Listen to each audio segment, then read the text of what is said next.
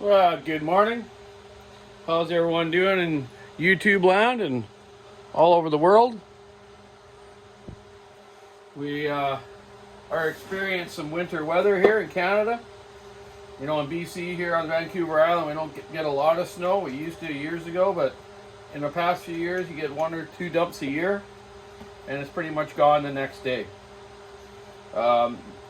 Just 2 days ago, it started snowing. We got maybe about 10 inches here right now in Parksville, BC. And it's cold, but this weekend's supposed to be sunny and cloudy. So yeah, time to hunker down and get lots of projects done that I've been procrastinating on, because I'm a procrastinator. I'm bad sometimes. I get working on too many things at once.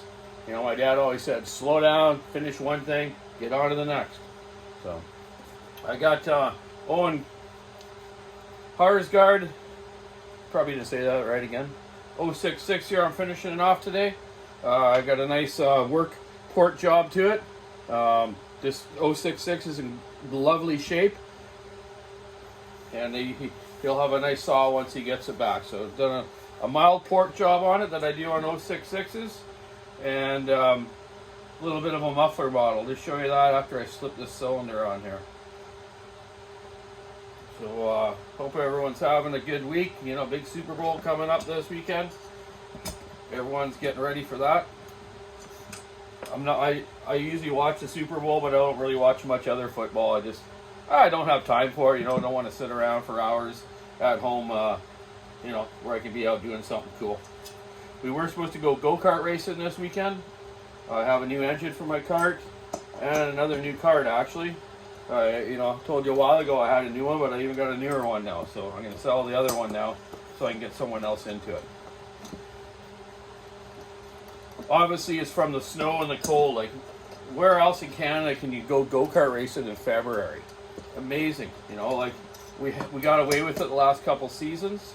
And the reason we start early here, you know, the weather can be okay, but it's also our track fees where we rent a track is a lot cheaper in the off season compared to the summer, where the cars could be renting there and motorcycles and ripping around for driving schools and whatnot. Anyways, yeah, so this here, 066, just getting it together, and I'm going to get on to finishing a 372 X-Torque for Ron Hunter and a little 501 Echo. Those are my 2 next ones to do, and I'll be doing them right after this one. I'll have this one done today, and I'll get out and run it once the weather changes a bit. I like to run them before I send them to anyone, of course. You know, setting the carburetor and making sure everything else is good on it. I did do a pressure vacuum check on this motor, even though it probably did need it, and it didn't, because it doesn't leak. And I'll show you a video on that real soon. I don't think I've ever done a video on that. I tell people all the time, do pressure vac tests and all that, but I've never really shown one. So I will show you one here in the next few days. I got some 2100s I'm putting together as well. And so these old ones I like to do, of course, just to make sure there's no leaks anywhere. This muffler, or this saw had a bark box on it that he supplied, but he also had the stock muffler configuration.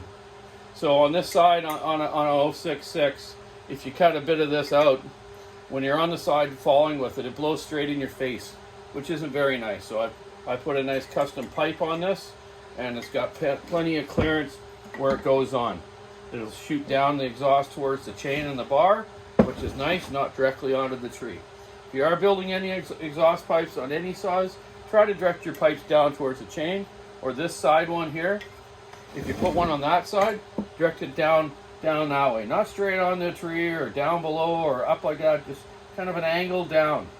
Okay? I showed many different mufflers that I do, but that's the basic way, and it works the best. So, but I've just modified that one just for his bark box to fit on also, and it should work fine for on.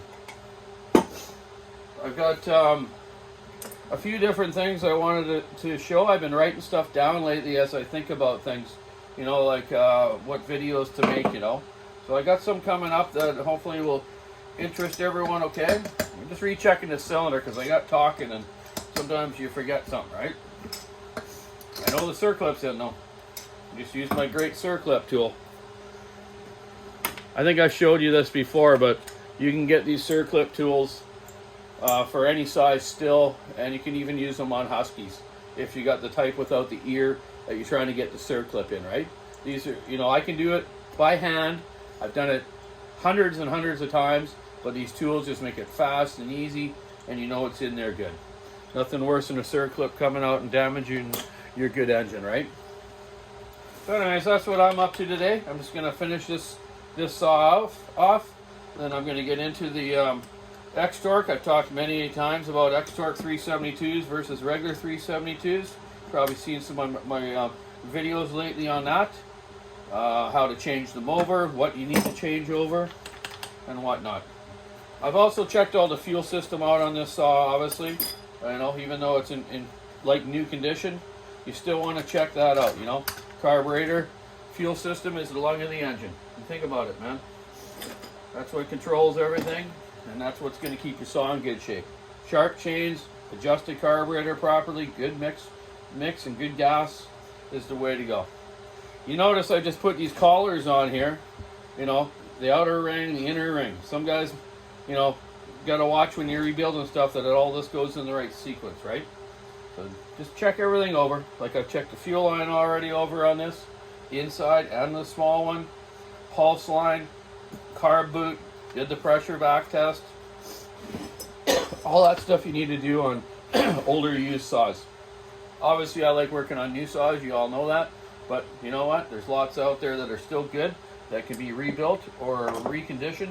That'll work just as good as any new one, if not better. So, you know me, I like all brands too.